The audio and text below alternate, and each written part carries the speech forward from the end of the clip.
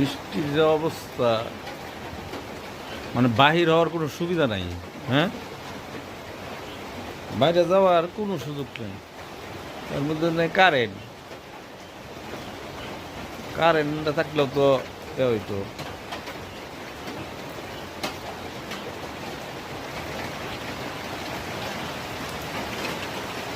Current না থাকলেও হইতো। আলহামদুলিল্লাহ, গফরগাঁও এরিয়া প্রচুর বৃষ্টি, প্রচুর। আকাশের অবস্থাও খারাপ, সে থামার কোনো পরিবেশ নাই।